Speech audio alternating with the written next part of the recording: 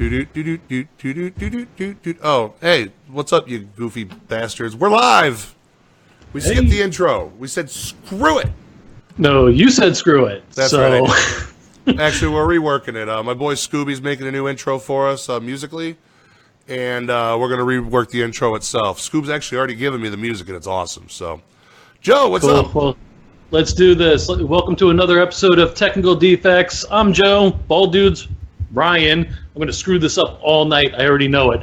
And our guest tonight, Bryan Enright, who you guys may have seen in the Horror Syndicate and Midnight VHS presentation. Or VHS at midnight, or Midnight VHSing at. It's one of those things. It could be anything you want. It's a place of magical dreams, and everything comes true. So it's the Bunny Ranch? Yeah, it is the Bunny Ranch for cult horror fans. Oh, shit. Oh, okay, cool.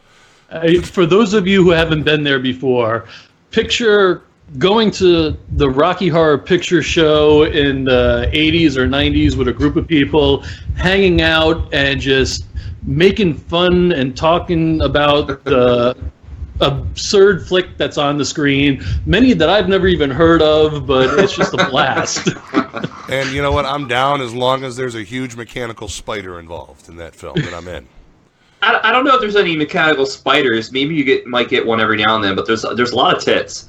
So Facebook doesn't really do anything when I have a lot of full frontal nudity. So it's always a plus. I'm offended by this. I swear. I'm telling you. I'm just what time is it again? Midnight. Midnight's when you. Okay. Midnight EST, Eastern Standard Time. I've been in there. It's actually really cool. You got people commenting along, having a blast while they're doing it. Yeah, I usually either do that or I'm doing that while I'm gaming. It's awesome. I love it. I'm glad you enjoyed it. It first started off as like something small for like the friends, and now it's just it's turned into a cult. I don't mean like a cult where like people are like, oh my god, we got to join this. I mean like a cult where I probably get death threats if I don't play a double feature every night, and if we're not drinking the fucking Kool-Aid.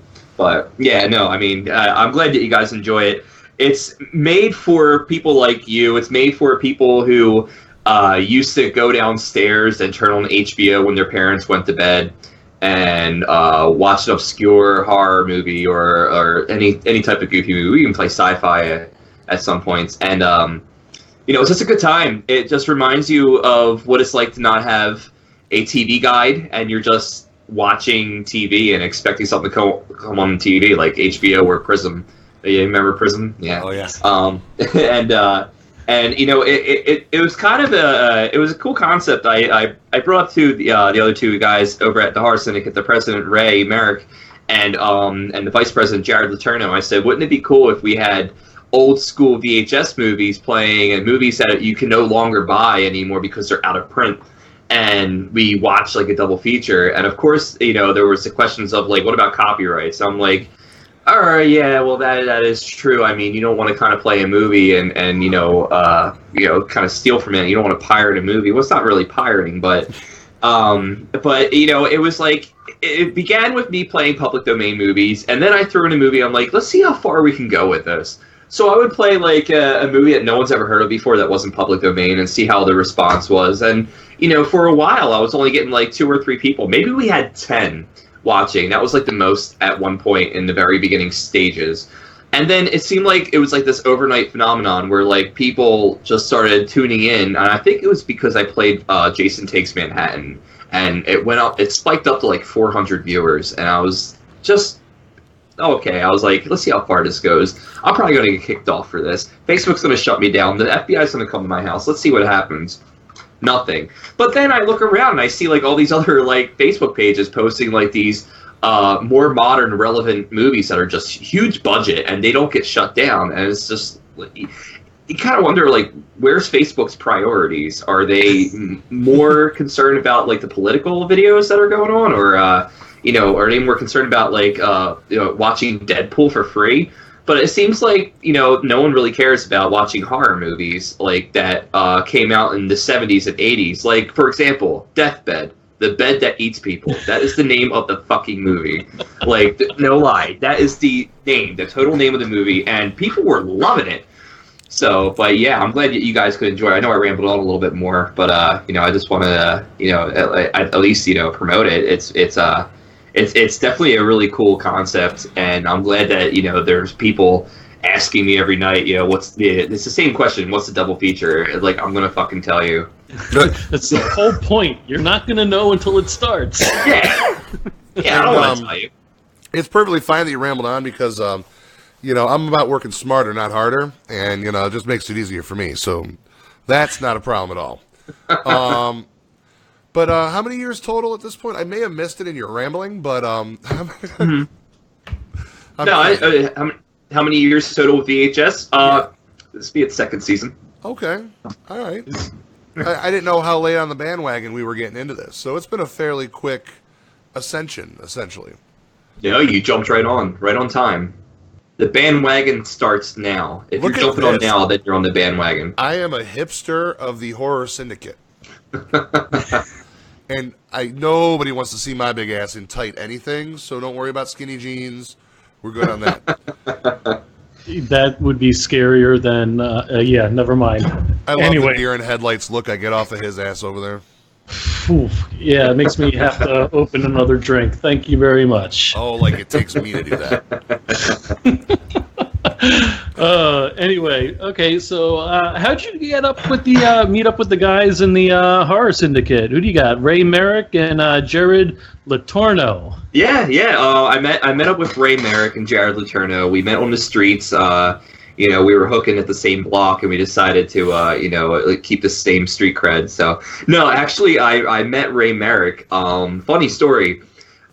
Ray was doing these horror brackets on a horror film DVD and Blu-ray collector's page, and the admins there did not like what was going on. They didn't like that Ray was taking attention away from everyone else from buying and selling movies to doing these horror brackets, as you see on the horror syndicate, like Friday the 13th versus Nightmare on Elm Street, for example.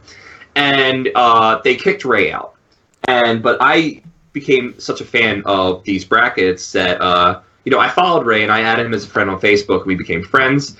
And then Ray was talking about starting a website for, doing reviews about horror movies for fans by the fans. And I thought it was a really cool concept. I reached out to him and I said, this is a really cool concept you have going on. And he was like, are you interested in joining the in the horror syndicate? And I was just like, yeah, of course. I used to do a radio show back in 2013, 2014, and I used to write for a website during the time. It doesn't exist anymore. It's called the Horror Scene, but you can still find it on Facebook. It's called the Jersey Horror Scene. I think they sometimes post to the Horror Scene, but it's not the same as it used to be anymore. And what happened was he brought me on as a writer, and I met him and I met Jared Latorno, and those guys were immediately humble and very warm when they brought me in, and we all had the same taste in horror movies, and we did the brackets. And I remember that starting a horror syndicate was a hurdle at first. It was like all of our friends and family were liking it. But you watch it, and you see, like, when you start a website, and people who start liking your website first are friends and family, you maybe go up to, like, 500 likes. Right. Maybe 1,000. Let's say 1,000. And it really isn't until you find your niche. It's like you find your brand, and, and God bless Ray. He spent money on paid advertisements for, like, big articles. Like horror movies, lists of like 80s horror movies, 70s horror movies, and and he started a T-shirt drive, and we had our fans and like who were friends and family just buying into it, and we just kept sharing, and the Horror Syndicate's been around for this is the second year it's been going on, and or this is the third, I don't remember. But I know it was not easy at first, just trying to get people to pay attention. And now it's like we're at that point where people are paying attention. They're seeing these brackets. They're reading their reviews. And we're posting reviews that we wrote back in 2016. And, back when we posted, we had like 1 or 2 likes. And then now it's like we're getting 50 likes. And it's just social media is a monster. It could be your best friend or it could be your worst fucking enemy. It will chew you up and spit you out. It really does, and I think what you guys are doing is great. It is definitely a step in the right direction. You guys are new. You already had Kane Hodder, Marilyn G. Liotti. I've been watching your guys' shows. You guys had George Cameron Romero on. That was a pretty cool gig. All of that, every bit of that is, I'm going to give credit where credit's due. Joe has done a hell of a job booking this. Mm-hmm. And, I wouldn't have got George without him. So. Well, yeah, it all comes full circle. Which is a cool story, though, because it was like my second or third time in Midnight VHS, and all of a sudden, watching freaking a movie with George Romero. Or George Cameron Romero. And it just happened to be Night of the Living Dead. So I'm like geeking out going, get the hell out of here. Wait, I'm really? There watching your dad's movie with you? Hell yeah. Right? And talking to you, shooting the shit online? He's a cool guy. He's very cool. I met him. I never met him in real life. Oh my god! But I would love to meet him in real life. I've had conversations about him with his dad. Back in 1998, was penning the script for Resident Evil, the movie, because he had just done the Biohazard 2 commercial that was only in Japan, being promoted in Japan. And it starred Brad Renfro as Leon Kennedy in the trailer, and it's a 30-second trailer. It's you can find it on YouTube. And I was a huge Resident Evil fan, and I through friends I got invited to like George Cameron Romero's page with the continuation of the Night of the Living Dead legacy, and I messaged George Cameron Romero and I said, listen, a lot of these movies I play, I asked the filmmakers permission if I could play it on VHS at midnight. And I was wondering if I could have your permission to play Night of the Living Dead, but including having you come on as like a guest viewer and talk to the people who are watching Night of the Living Dead.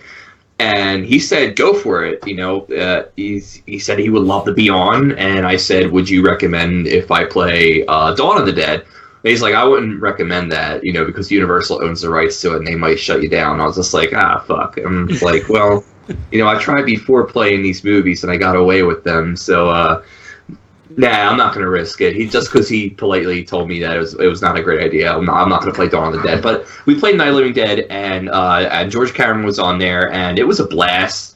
Awesome. And he had his crew that are working on the legacy movies with him now, and they were on, and now they're following VHS at midnight, and it was just a really cool time, and it's just a lot of word of mouth and talking to people, and just establishing these relationships with them, and especially his father is a legend. He's like the creator of the modern zombie genre. Is like the Walking Dead should be giving their residuals to the Romero family, but right. That's not the case with this. But sorry, I'm gonna eat this chip real quick. And I had to. I got the salt and vinegar chips from hers for $2 here. Well, I can't do salt and vinegar, man. They get a little bitey on me. Yeah, and they're a little. They're I think on a difficulty level, they're probably a very hard mode. Maybe. See, I have to be particular. My big ass has to be kind of picky with what chips I eat, just because of the fact I shouldn't be eating the damn things in the first place. So I got to go for the gusto. I got to be like, all right, what's it gonna be? Am I going for it, or am I gonna try something new and absolutely hate it and be pissed off and wonder what I've done with my life? You haven't had chips until you've had salt and malt vinegar chips. Malt vinegar. Yes. I'd have to try that. I would be tempted to try that, but we had one up here. They were Old Bay seasoning chips. Okay, so they're a little crabby. So you put the shit you put on seafood? Yeah, Old Bay seasoning. Okay. Yeah, I mean that would be what it is, Joe. Oh, okay. Okay, thanks, George.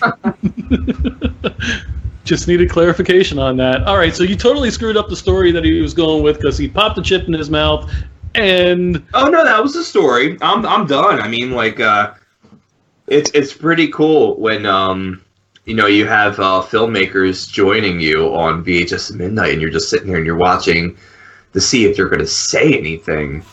And it's just like, they're watching their movie on Facebook with a bunch of people in the room chatting, and the filmmakers are having a great time. It's like, oh shit. It really makes you think about distribution and rights in the with movies that are popular nowadays. It's like, really, who really owns the rights to these popular movies? Is it the filmmakers?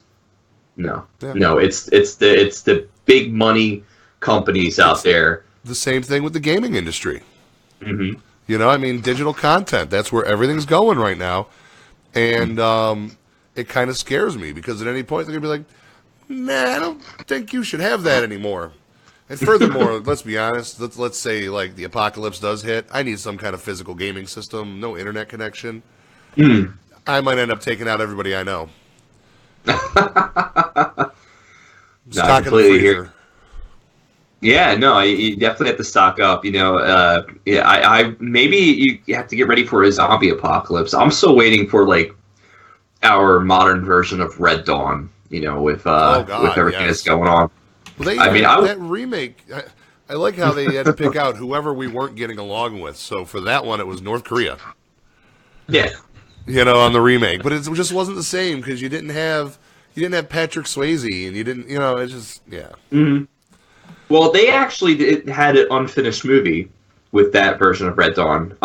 They lost, they ran out of money, and they had scenes together, and they're like, let's just throw this movie together because we got distribution, and let's just see what happens. And that's why when you watch the movie, it's so incomplete. Okay, so I wasn't missing something there. No. I mean, it sat on the shelves, just like Cabin in the Woods, except Cabin in the Woods was a completed movie. Right. And it sat on the shelves for like 5-6 years, and then they finally released it, and it was a hot mess. I mean, it was cool that they were doing a remake of Red Dawn, but you can't touch Red Dawn. There's a lot of these 80s movies that people are remaking. It's like, why are you remaking these movies? At least do them right. Yeah, like I'm just waiting for someone to try to redo Roadhouse, and then I'm just done, dude. I don't know if they'll redo Roadhouse, but I know that there's a lot of sequels to Roadhouse. I think one of them was with Jake Busey.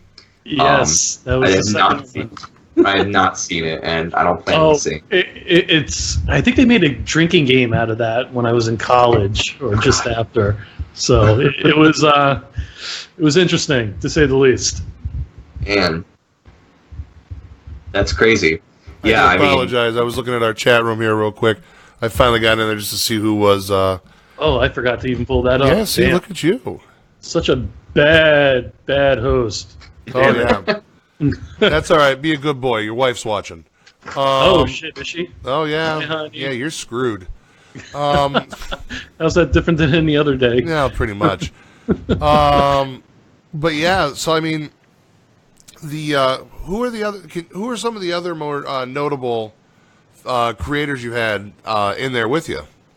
Because you say you usually try to reach out to the filmmakers. Yeah. It's just like little movies here and there. I can't really, I don't really like to talk about the titles of the movies, just because of, Understood. Yeah, but it was a good time. Okay, fair enough. Yeah. We'll leave it. It was a good time. All right. Stop asking questions, you bastard. People were happy. People were having a blast, and I'm glad that they got to enjoy it. It seems like no one gets really upset when they see a movie pop up on Facebook Live. It's the exact opposite. It's someone sees their movie pop up on Facebook Live, and they're just like, it's my movie. I'll tell you what's been working for me has been randomly waking up on a Saturday morning, and on Facebook Live, it's all my Saturday morning cartoons from when I was a kid. Mm-hmm. And I'm like, shit, game on. Who can be upset at this stuff? No, everyone's hopping on the boat. It is difficult at some points where I kind of have to take it back, and I'm just like, all right, I'm going to play Planet 9 from Outer Space and, Thanos, Hands of Fate. because they're both public domain, and people are just like, what is this garbage? Where's Freddy? And I'm just like, I've never played a Nightmare on Elm Street movie. See, some people don't understand that it's more, and I hate to use this because of the fact that we're all in there talking and commenting and things of that nature. It's more of a Mystery Science Theater feel than it is a let's sit around and watch just these big budget horror movies. Yeah. I hate when I'm on Facebook and I see someone playing like Deadpool, and it's just like everyone knows where they can get a copy of Deadpool. Right. Where the hell can you find a copy of Deathbed, the bed that eats people? And that's exactly it. You've got to. Even if I'm not sticking around to watch the movies, I've at least jumped in just to see what the titles were. Just to see what it's going to be, like Cat from Mars 3 or something. But yeah, I've never once come in there expecting going, ooh, I hope it's, I don't know, whatever, Yeah, no, I completely understand. People come in there and, I can't even tell you what kind of messages I get anymore on that page. It's like a whole week is just silence. It is maybe like we have some tumbleweeds going by, and then Friday day hits and my message inbox just blows up. What movies are you playing? And then comments, oh, what movies are you playing? I will have a post that has nothing to do with VHS at midnight. I will just share a music video, and of course you get those 2 or 3 comments saying, what movie's playing tonight? I'm just watch this cat video. Jesus fucking Christ. You should start doing that. When you start getting all of that, make a post that says, I'm not telling you what the movie is tonight. You'll have to come down and check it out. In the meantime, here's a cat video. Yeah. Watch the cat video. Look how that cat is eating out of that trash can. Oh, that's not a cat. It's a raccoon. If you need one, I've got a video of my cat juggling a rubber band in the air. I mean, we could put that on there for you.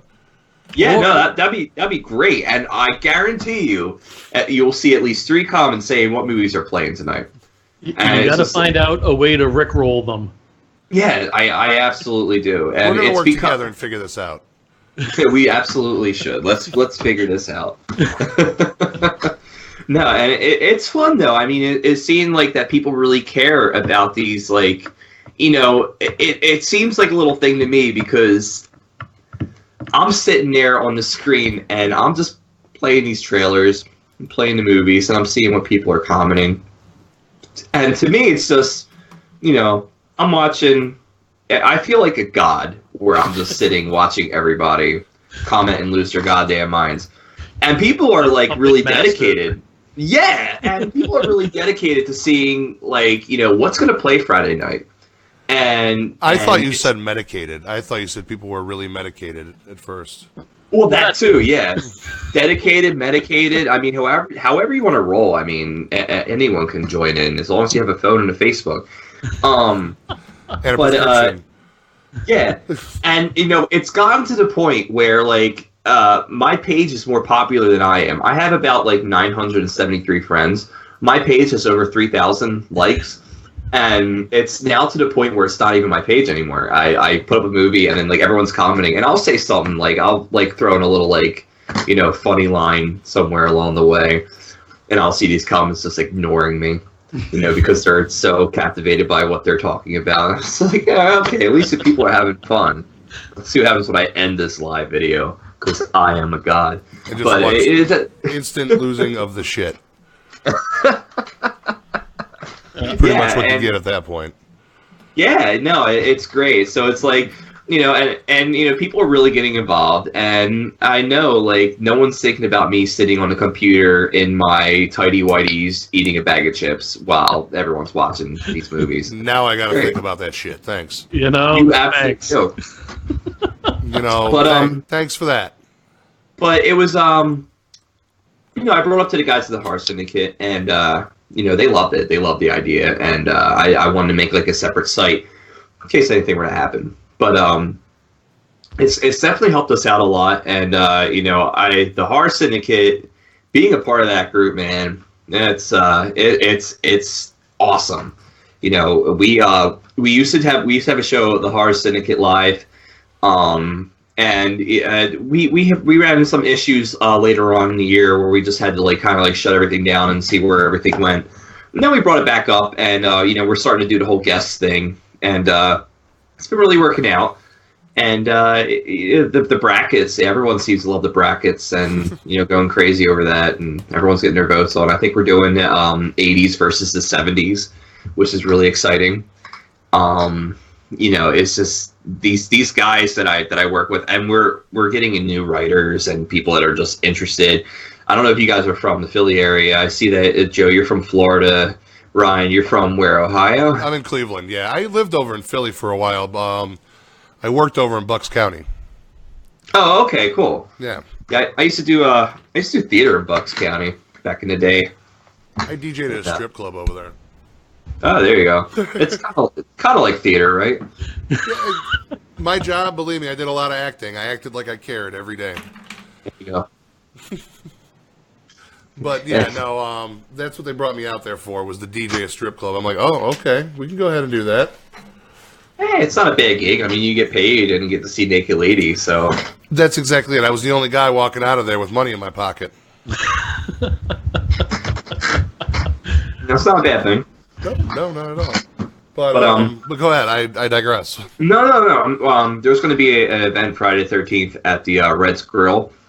If you go to the Red's Grill on Friday the 13th, they're having a Jason Voorhees costume contest. The winner wins a $100 bar tab, and it should be a good time. And I know that they want the Horror Syndicate to get affiliated with those guys. So if you go there and say we're with the Horror Syndicate, you get this drink special. News will be on down the line, and we're having Jenny from the Horror Syndicate. She's going to be there. So anyone who goes to Red's Grill, you get to hang out with Jenny from the Horror Syndicate, and get to go all crazy with Friday the 13th costumes, and the whole night's going to be dedicated to the franchise. So it's going to be a blast if you go. I won't be there. Friday the 13th, we have Nathan Thomas Milliner as a special guest on Friday the 13th, and he's done a lot of incredible work. He's an artist. He works for Scream Factory. And he's got a lot of great artwork. He has directed Volumes of Blood. And he's directed a couple segments from there. He's directed a couple of fan movies as well. So we can't wait to have him on there. You guys should totally check us out. Get involved just like people are getting involved now. With speaking of Friday the 13th, Ryan, can you pull that picture up of the masks? You guys are doing a contest right now. Yeah, we're doing a contest. Right now, the mask that you see on the left, the Part 3 mask, is the one that is being given away. If we get to 9,000 likes before Friday the 13th, the one in the middle, we will be giving that one away. That's from Friday the 13th, the final chapter. If we get to 10,000 likes, that mask that you see all the way to the right, that's the hybrid. That's the Freddy versus Jason hybrid. The claw marks are from Freddy Krueger's claws. That mask will be given to a lucky winner who likes and comments and shares the video that is on our page. And they're all great masks. They're from Barlow's Boutique, and he does a really fucking awesome job with the mask. Just look at them; they're incredible. I would love to win one myself, but I can't participate. But it's okay because I know the website, and I definitely will contribute to getting a mask soon. So it's from Barlow's Boutique. Yeah, as you can see behind me, I kind of do the collectibles thing. So the worst thing to show me is more collectibles. So No, I completely understand. Mm-hmm. That's one of the reasons why I got into horror. Because I know if I were to get into comics or anything like that, I would get destroyed. Horror is such an easier genre to get into as a fan. Because the numbers are less. But if you go into a comic battle or a Marvel Universe conversation and then turns to an argument, I know my ass will get killed. Because the only Marvel movies that I'm really in love with is Howard the Duck, Dolph Lundgren's Punisher, and Thomas Jane's Punisher. And you know what? Favorite Marvel. See, I agree with every one of those because I understand why you like them because they very much so fit in your genre of movies. But Thomas Jane Punisher, I enjoyed that one. Yeah, I love that one. I genuinely, as a Marvel fan, enjoyed it. Mm-hmm. Yeah, no, that one's awesome. Even though like the backstory has nothing to do with the original Frank Castle story, it's You mean they didn't kill them all on a beach? yeah. Yeah, his family was just kind of like, targeted instead of just accidentally killed in a mob shootout. If anything, I think the Dolph Lundgren's Punisher really showed the truest depiction of the Punisher, and I really love the Netflix John Bernthal Punisher. Yes, because it's very military friendly. It's especially if you're a veteran or if you're in the armed services, it definitely captures a lot of those moments of PTSD and fighting for your freedom, and then like you're coming home and you're getting the shaft, and it really it hits a lot of my veteran friends at home, and I think that is probably the most emotional Punisher depiction. yeah, I'll give you that, absolutely.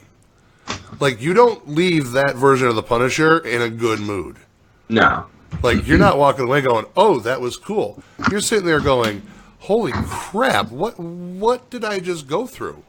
Mm-hmm. By the end of it. I mean, we had Michael Nathanson on here. He played Sam Stein. Mm-hmm.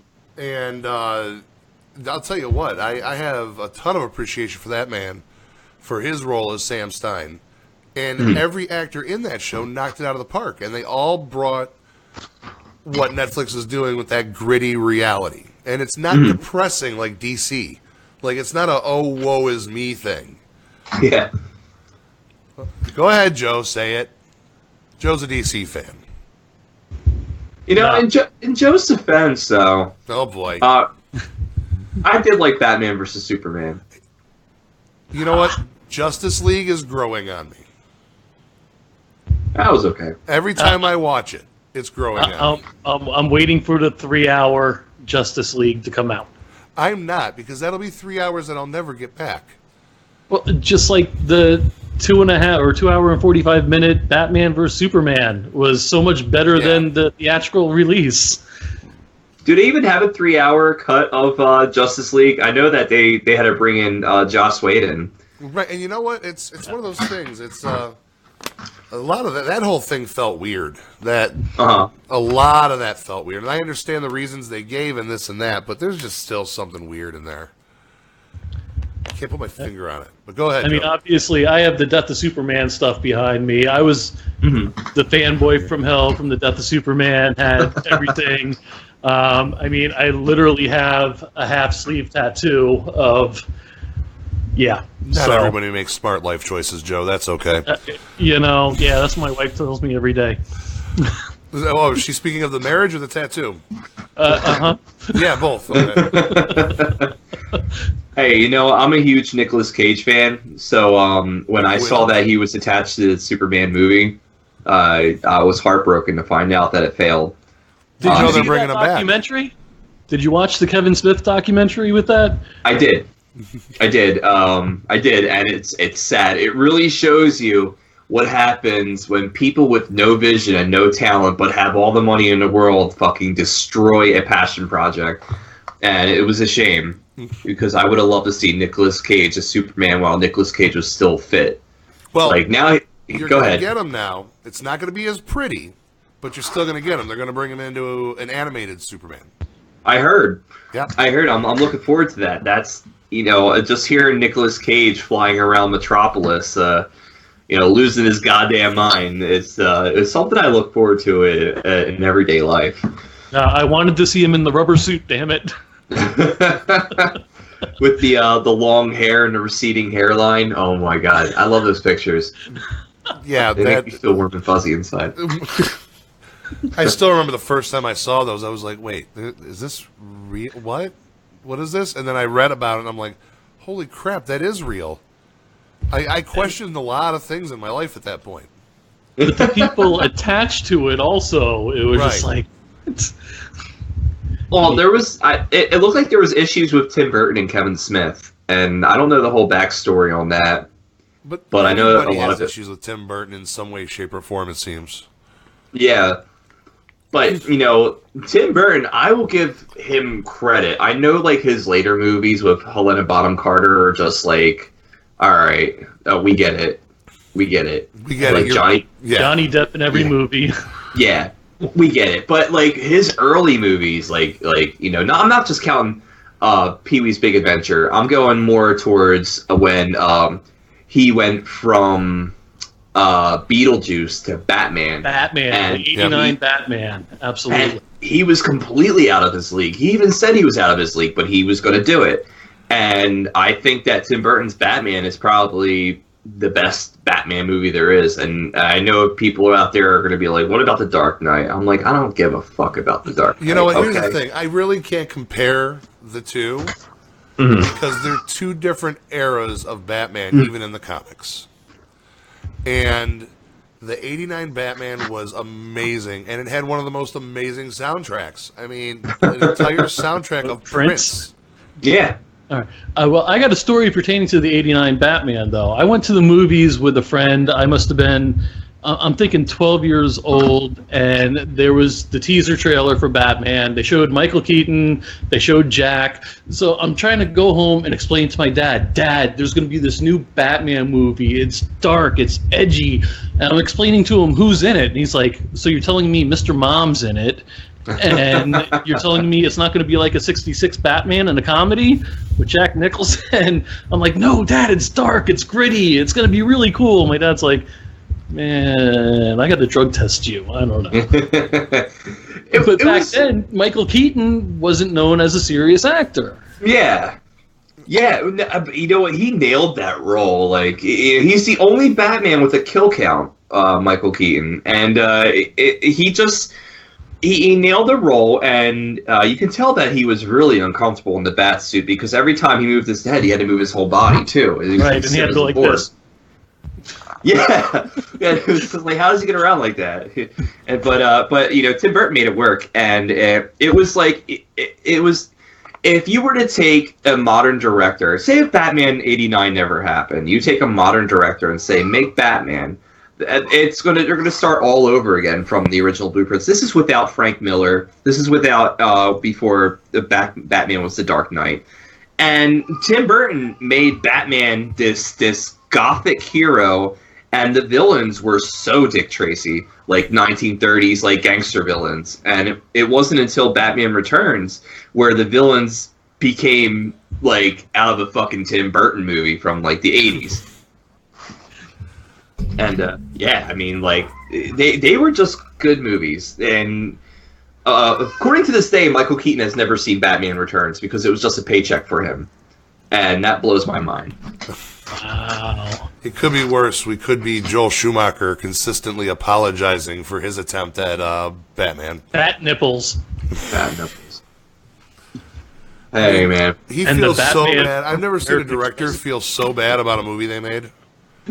Well, he was pressured by the toy companies. Oh, yeah. Major pressure from the toy companies. That's what they wanted. The toy companies had their input where they were saying, well, you can do whatever you want. You can make a crap of a movie. As long as this vehicle's in here, and it looks like this, and we can make the play set, and yeah. Yeah, I mean, Batman and Robin was just a showcase for all the failed 90s toys that just came out for the movie. And, yeah, kids bought them, but I mean, when the 89 toys came out, it was fucking gold for kids, you know, having the Batcave and the Joker, like the gangster Joker, and Bob. You know, the Joker's henchman. Bob with the Tommy gun. Yeah. And, Bob. You know, it was just really cool. It was the first time we got to see Batman as a dark hero. It wasn't goofy Batman with shark repellent. It was Batman who's fucking blowing up gangsters inside of a warehouse. Exactly. I just noticed that Ray is actually watching right now. Thanks, Ray.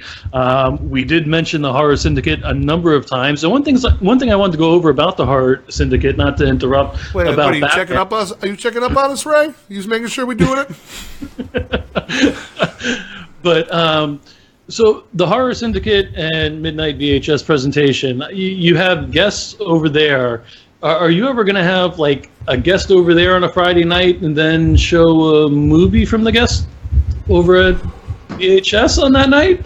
Like a perfect example I would have thought of was 2 weeks ago.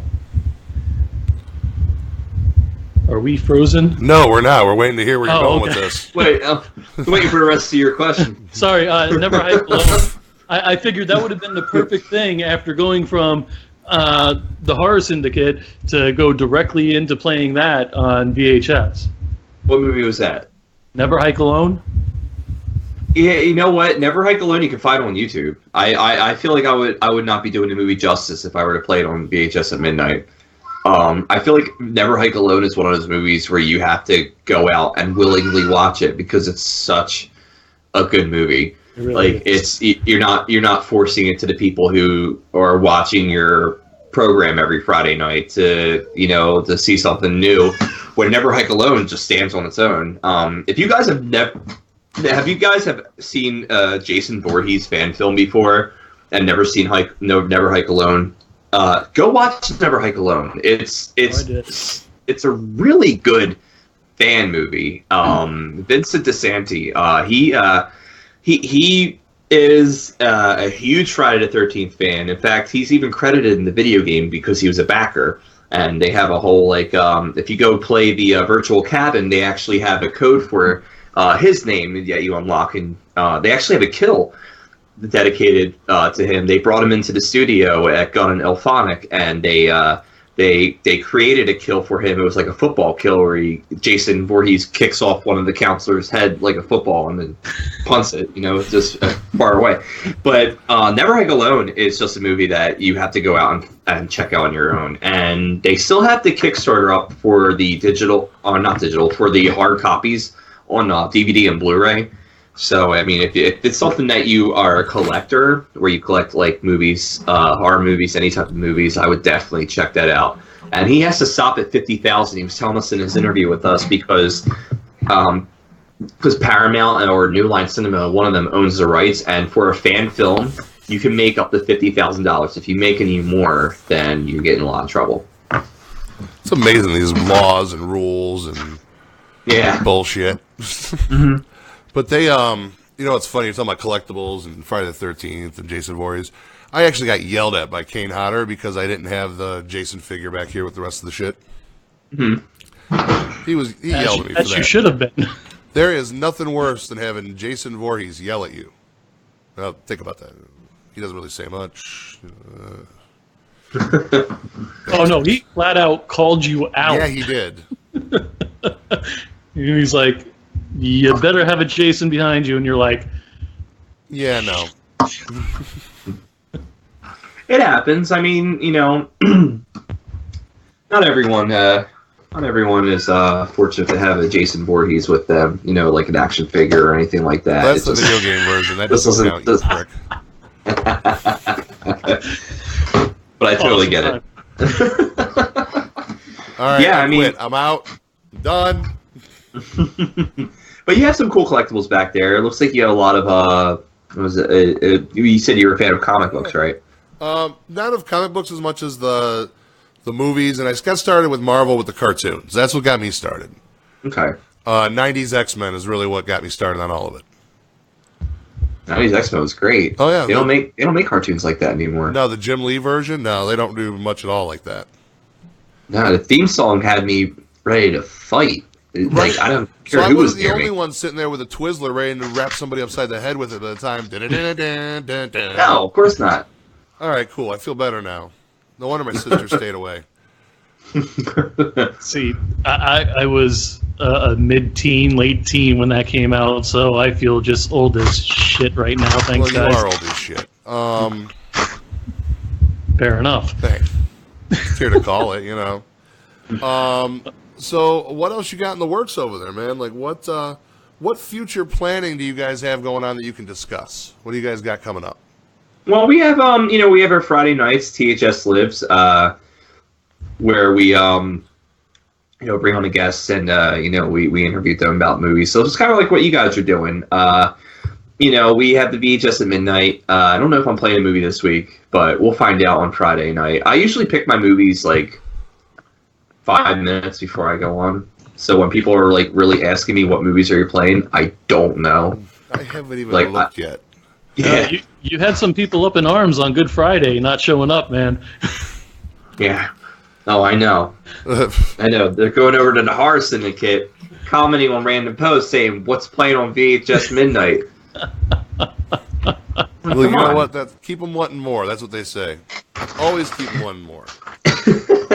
Yeah, our site is always it's always getting a lot of hits. People are coming from all over the world to join our brackets and give their opinions. Right now, the hot news is Jaws a horror movie, and it's about 80-20 right now. 80% believe it's a horror movie, and there's that 20% who believe it's an adventure movie, which I don't fucking I can't call it that.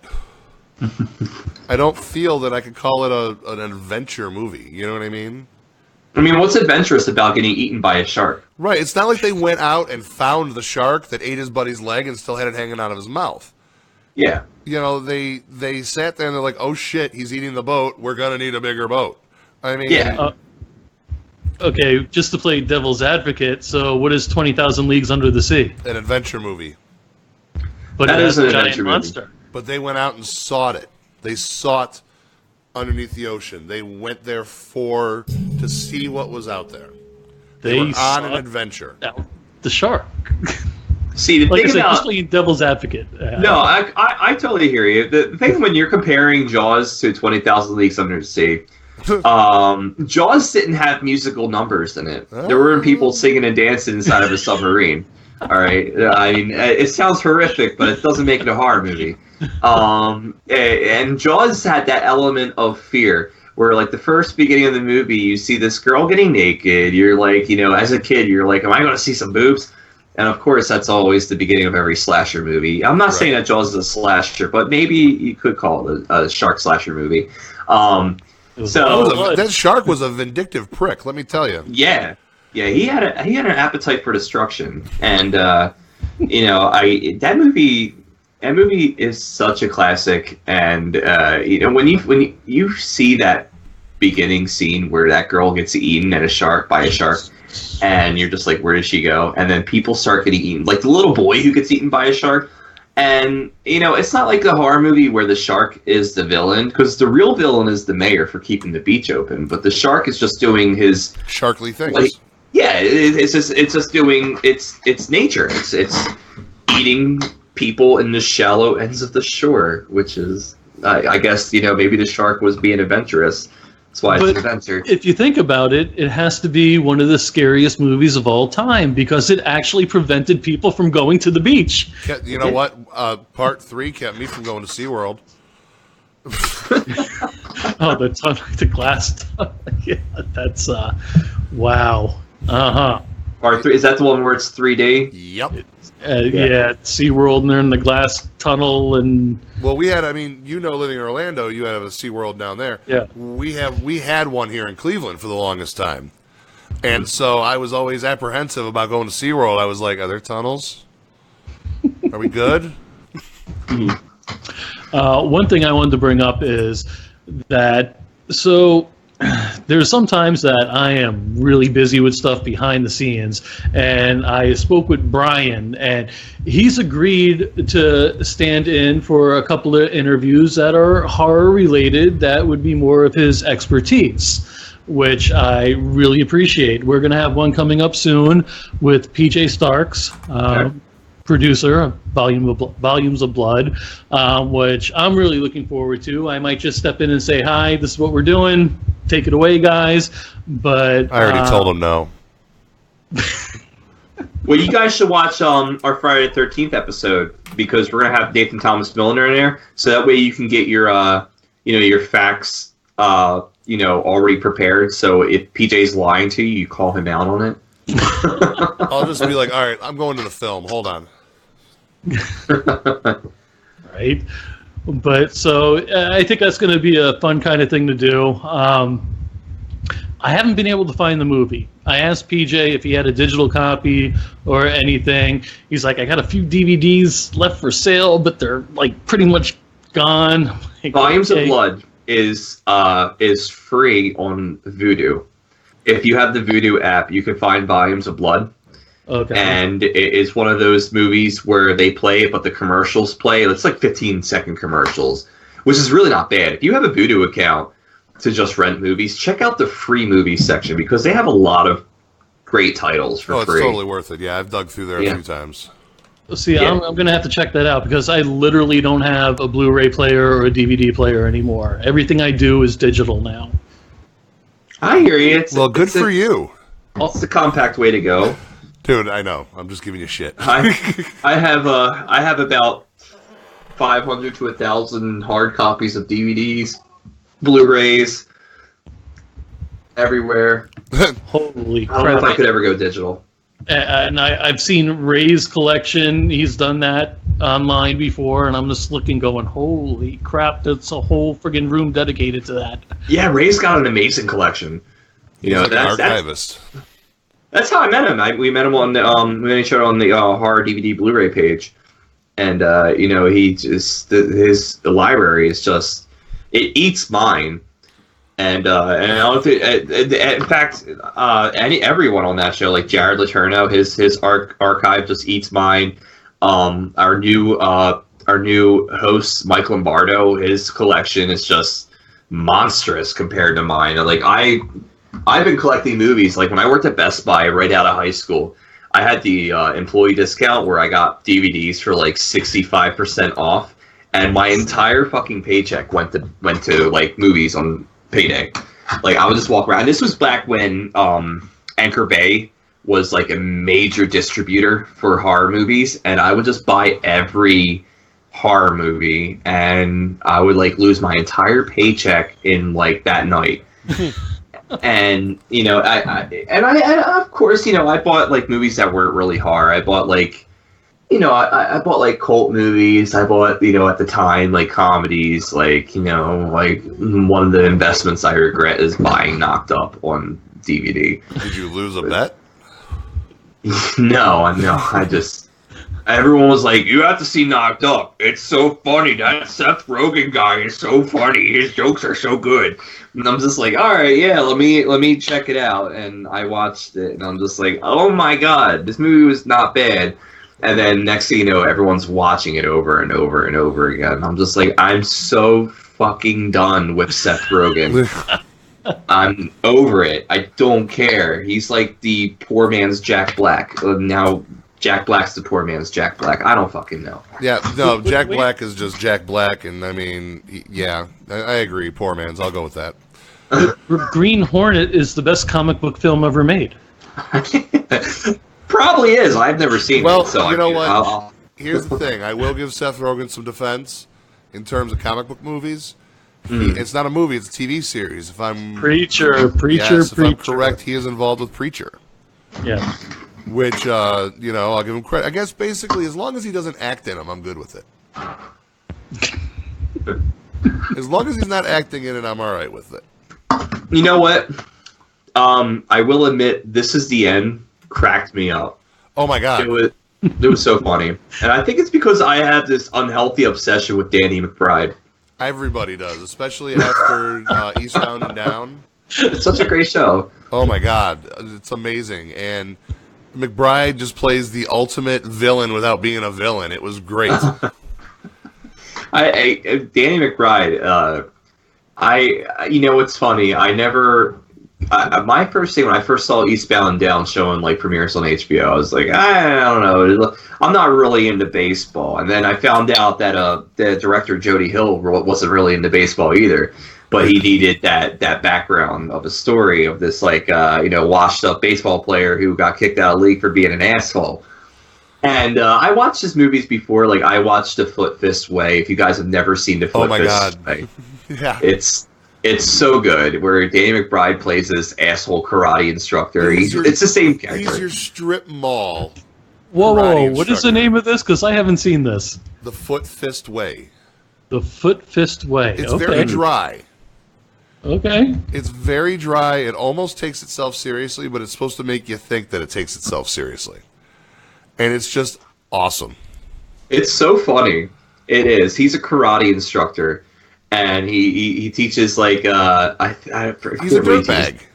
Yeah, he's a fucking scumbag. Yeah. And he's such a piece of shit. And he does piece of shit things like Kenny Powers does in Eastbound and Down.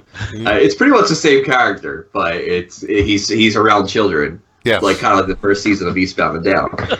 And again, though, it's not like it's some guy that's real successful that owns this big school. He's in a strip mall. Like a rundown strip mall is where his school is. Not a nice strip mall. And, Jody Hill made that movie, and of course he made Observe and Report, which everyone was like, oh, it's a knockoff of Paul Blart Mall Cop. I'm like, no, it's fucking not. I don't know if you guys have ever seen Observe and Report. No, I did miss that one. Oh, my God.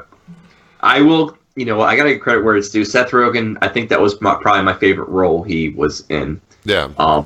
He plays this really dysfunctional mall cop. I don't know what's wrong with him. I think he's a bit of a sociopath. But he is like this mall cop, and he takes his job very seriously. He wants to be a cop, and it's a lot of these crazy things happen in the mall. And Danny McBride plays this drug dealer in L.A., and he's got his son selling drugs for him, and the character Seth Rogen gets dropped off by one of the by the head police chief Ray Liotta, and Ray Liotta just wants nothing to do with Seth Rogen. Just drops him off in the middle of fucking nowhere in the hood, and he's like, "Here you go be a cop." Drives off. So Seth Rogen. Go ahead. Sorry. And Seth Rogen sees his kid sell drugs. And he's like, I'm going to arrest you. And he handcuffs the kid. He goes for it. And Danny McBride comes up with this gang. And Danny McBride's got his like shirt open. He's got like what are those called? Those braids, like hair braids. Cornrows? Cornrows. He has cornrows. And he's just like, what are you doing, my son? And Seth Rogen's like, it's your son? He's like, yeah, it's my son. He opens up his shirt. He has a tattoo of the little boy's face on his stomach. He's like, it's my seed. It's so fucking funny. It's nuts. You have to go see Observe Report. Don't listen to the haters. I'm trying to think what else McBride was in. I mean, just anything he's in, he plays this vile human being, and it's just fantastic. Oh, he was in Hot Rod. See, you know what? Andy Samberg, I can't do it. Mm-hmm. I seriously, every movie he's in, I want somebody to fly out of a bush and elbow him in the fucking head. Tell us how you really feel. You want me to? Really? We got time for that? Looking at the comments real fast. I just want to give some shout-outs. John J. Simpson Jr., Ange, of course, Craig. Hey, Craig, you haven't been around in a while. Awesome. We're going to have Craig on soon also, Ryan. Oh, okay. Sorry. But if we don't cover those, then, people get annoyed because we say, hey, we're going to be covering our Facebook Live, and we're... What are you playing Friday night? What movies are you playing? Who are you booking? Who are your guests? Don't you worry about it. You just show up, God damn it. Sorry. Tourette syndrome. Yeah. What's that? And I lost my train of thought for a moment. I'll blame it on alcohol this time. Only once. Oh, sorry. You gotta give those shout outs. I mean, people watching your show. Oh, absolutely. They need to be heard. See? We got a lot of people that help us out. They voluntarily want to see us not fall flat on our face, so they help us out quite a bit. And Craig came out with a list of Danny McBride films: The End, Tropic Thunder, Pineapple Express. Tropic Thunder. Pineapple Express was so funny. Yeah. I love Danny McBride in that movie. And it made up for Seth Rogen. Who's the other guy that's always in there? He just had the movie come out, the something artist. James Franco, Disaster Artist. Yeah, he wasn't bad in that movie. Yeah, I mean, I heard some positive reviews on it. Oh, and Disaster Artist? Yeah. Good movie, yeah. Oh, that was a great movie, but Ryan never saw The Room, so... Right. Oh, go see The Room. It's on YouTube. Oh, yeah. No, I need to. I just need to sit down and do it. Who'd we have on that first brought that up to you? Mike from Comic Book Men, he had the shirt on, and Ryan's like, I have no idea what you're referring to. You have a shirt that says The Room. And he's like, really? Go see it now. That was Zapsik? Oh, shit. Yeah, Zapsik. The Room is a classic. It's the worst movie ever made. You watch the movie and you're like, this movie fucking sucked. And you're like, but I want to know more about it. And there's a part of you saying, I really don't want to know more about this. But I want to watch it. But then you end up doing your research, and then it's like, slowly but surely you fall in love with The Room. And it happens to everyone. Ryan, What? you got to watch The Room. Holy shit. You Yeah, had hair right? back there. I Seriously. never knew that. Hey, Lion King, pull it back. I used to have long hair. I got it cut. I donated it to Locks of Love. And see, he's I'm got a doing fan that. on, so he's over there. That's cool, the Locks of Love. I didn't mean to trample on that. But he's over there like it's a goddamn shampoo commercial. He's got the There you fan going next to him. What are you using, a Protein Pro V or something? Because I know a lot about shampoo. Hey, Mr. Follically Challenged, don't hate. Look, you wish you were this aerodynamic. It's the only thing about me that is aerodynamic. But you got to watch The Room. Yeah, you definitely have to see The Room. It's one of those movies where you will waste 2 hours watching. I think there's like 4 awkward sex scenes in it. Yeah, So you pretty much just described my life, but go ahead. it's it's definitely a movie you want to watch with friends. So or we should watch it loved on a one. Friday night? I am not playing The Room. Oh god. I won't play cult movies like The Room, Rocky Horror Picture Show. It's just because those movies require Licensing. interaction. Yeah, license. They require interactions. Yeah.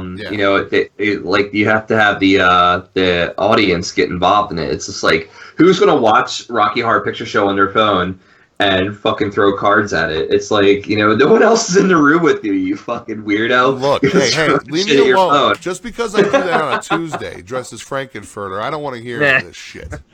Hey, Hey, Tuesdays- I already posted on VHS Horror how to get it on your big screen, man. I had it on my NVIDIA Shield using the Facebook app.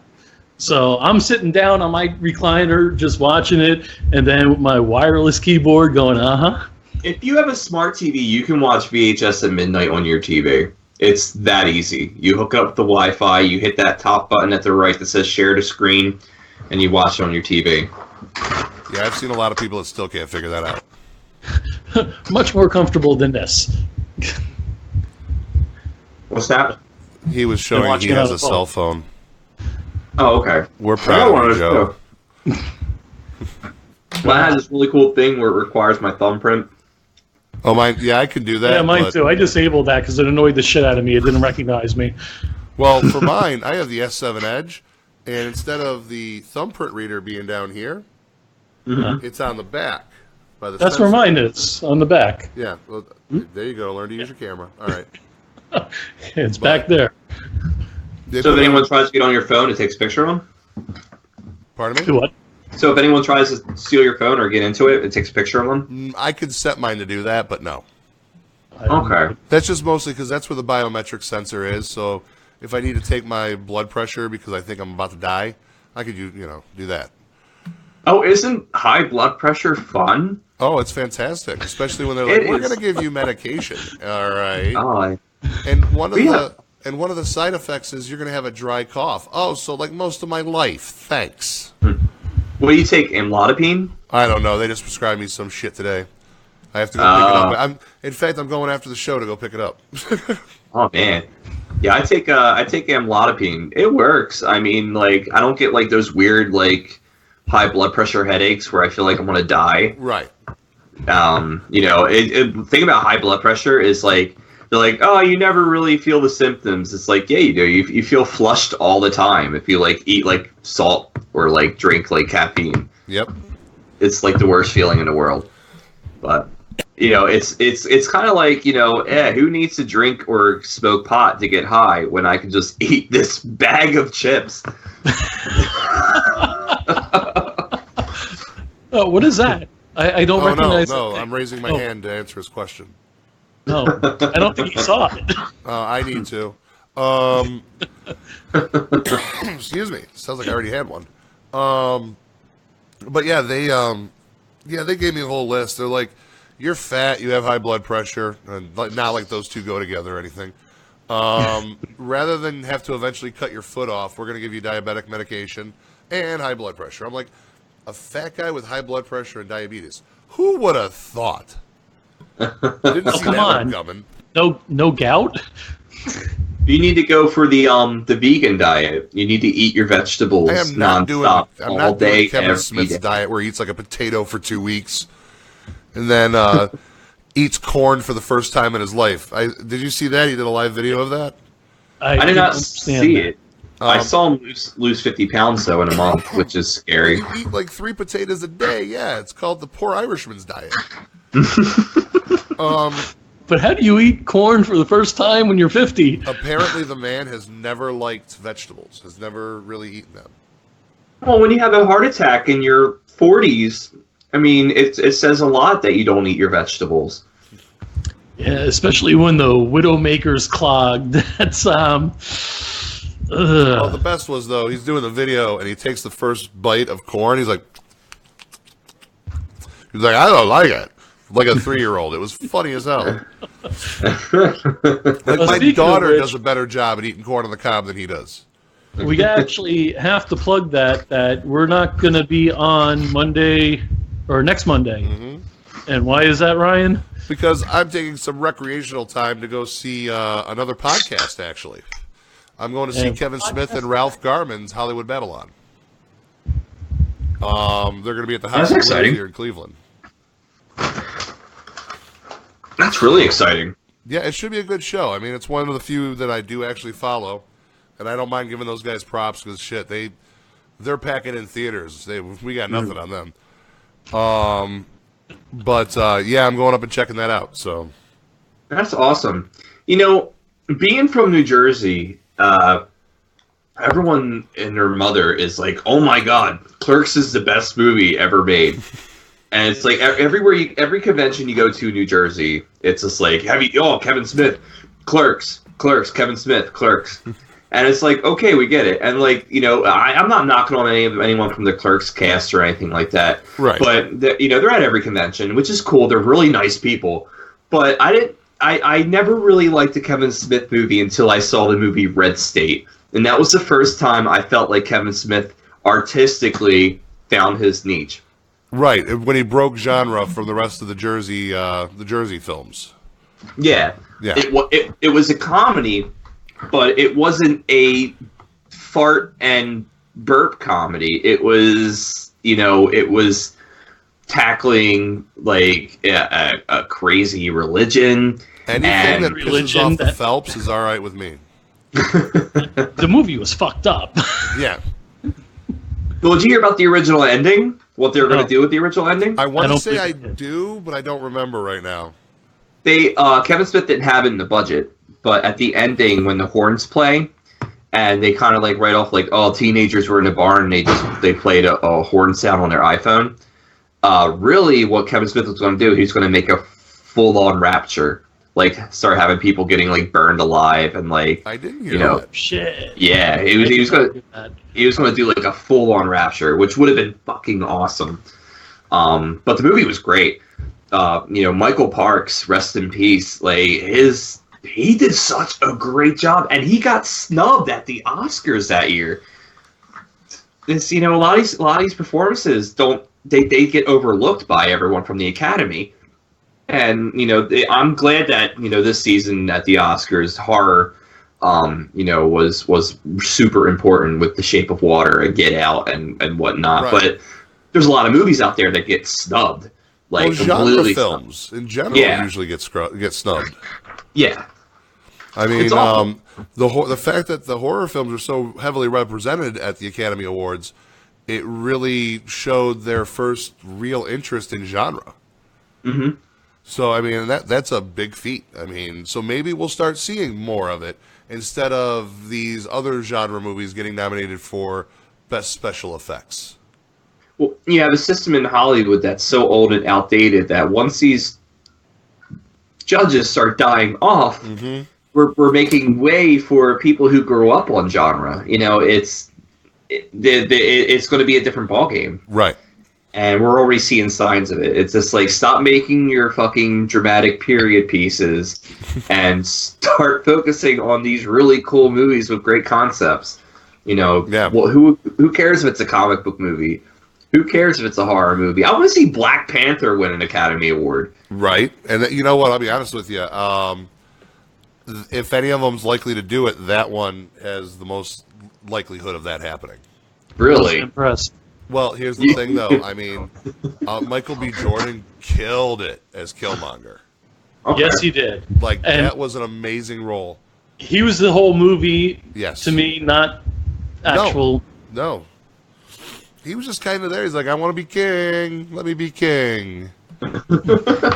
Oh, I can't be king. Oh, now I get to be king again. I met Michael B. Jordan and Sly Stallone during the Creed movie. Yeah, I was in the audience for the final fight, and it was a long day of shooting, and I fell asleep in my chair, which is a big no-no when you're shooting a movie. Yeah. And I woke up and I saw Sly Smug staring at me, and he's looking at me, and I heard his angelic voice under his breath go like, "Fuck you," like looking at me, and I'm just like, "Oh my god!" Was he just screwing with you? No, he was pissed because I fell asleep on the set. So Sly still looked at me like, I said, "Fuck you." Yeah, he was just like, and I'm like, "Holy shit!" I could see that paralyzed side of your face, like up close. It's like, okay, all right, I do not want to fuck with you. This side of my face, it doesn't move, man.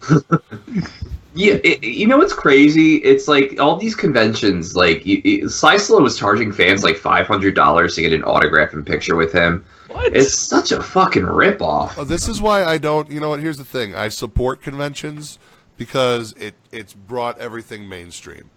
Mm-hmm. I have had tables at conventions. I've been to conventions. I don't go to them anymore. I refuse to because all you're doing is you're paying $50 to get into this place where you're going to take pictures with people that are showing up in costume for free or paying to be there as well. And then you're doing nothing but buying shit. The panels, if you're not in LA or New York or something of that nature, your panels are typically BS garbage. And you're paying upwards of $100, $50 to have these people sign for you, and literally they're just herding you through like cattle. And it's like, oh, gee, that's great. I got to meet you for 30 seconds. You know what? I'm not a starstruck individual. I love meeting people, but it's not that important to me to stand in line to get your autograph. Yeah. Well, I'm glad that you reached that point in life. I mean, like, when you first start going to conventions, it's like the polar opposite. I remember when I first went to my first convention as a vendor, and we went for a radio show. It was called B Movies with Buddy, Bryan, and Zach at the time. And we got invited to this convention in Atlantic City called Bizarre AC. And they sat us in a room with Doug Bradley, who played Pinhead, right to my right. To my left was Heather Langenkamp.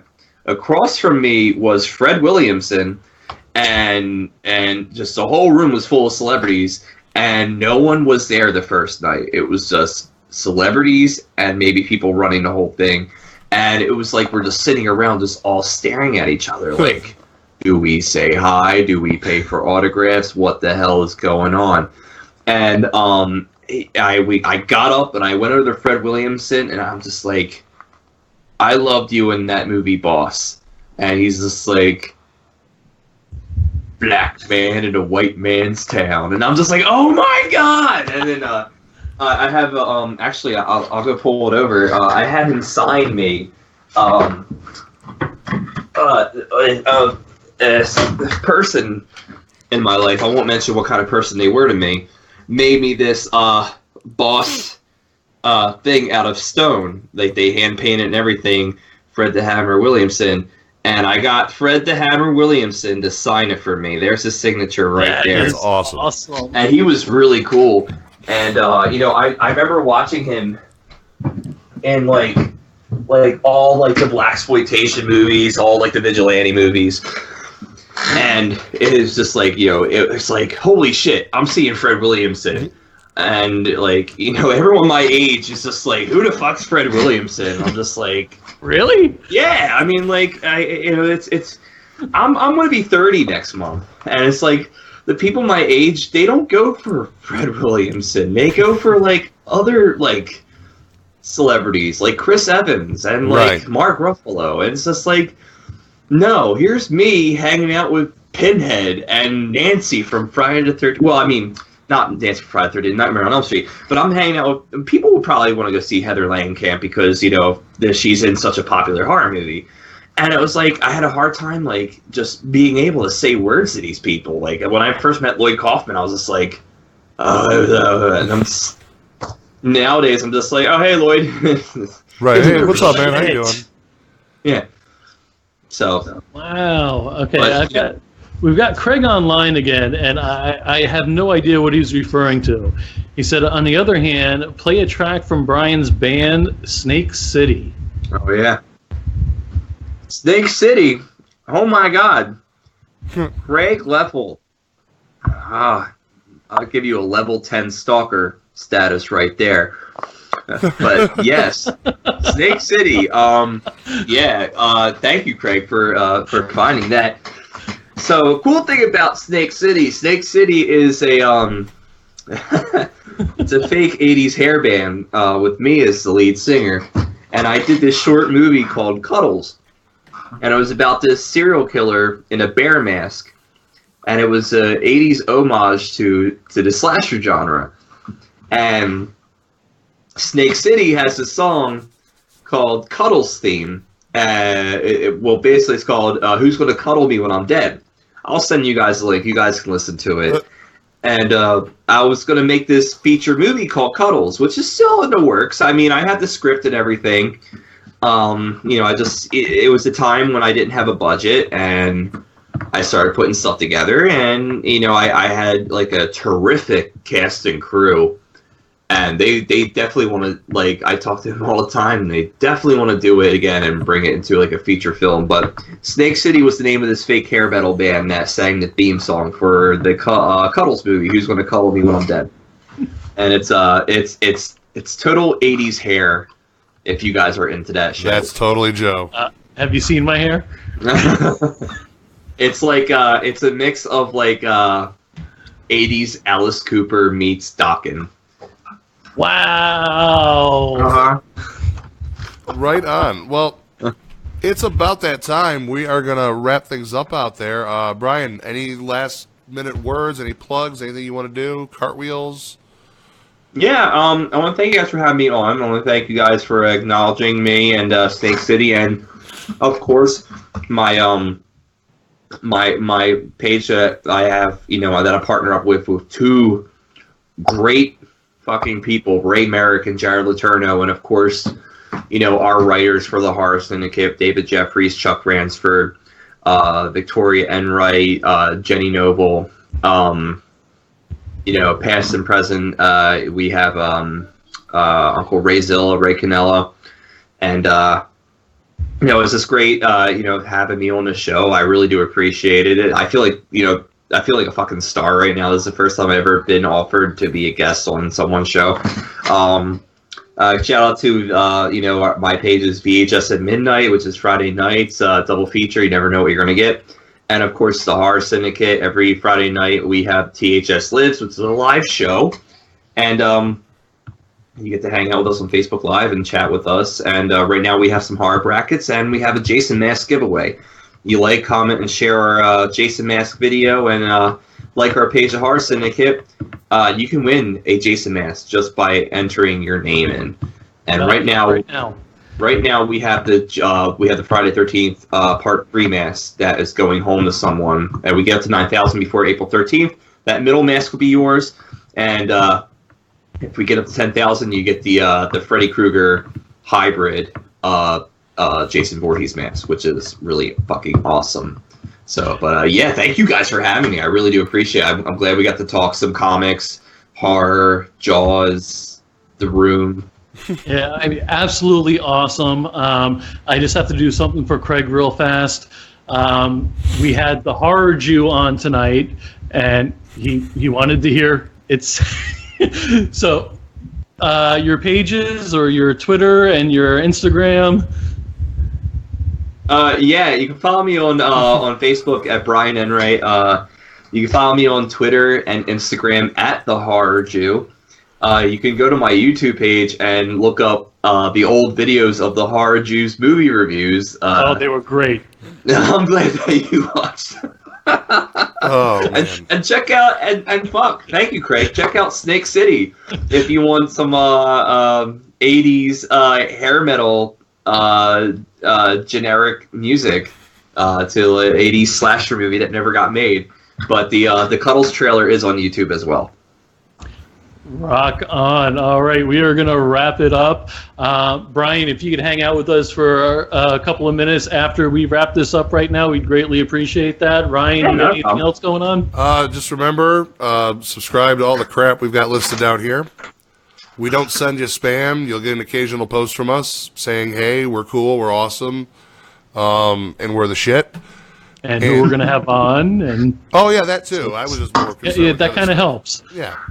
But there will be no show next weekend. Yes, because I will be drunk in the corner of downtown Cleveland somewhere. If you accidentally see me post instead of Ubering, just let me know. Or if you want to post your Uber. Right, like I might actually type in a status instead of getting Uber, so, you know. But no, it should be a good time. If anything fun happens, I'll make sure that I get video of it. All right. Again, the Horror Syndicate and Midnight VHS presentation. Go check out those Facebook pages. Really good group of guys. There you go, right there. All right. We will see you all in 2 weeks. Toodles. That's all I got.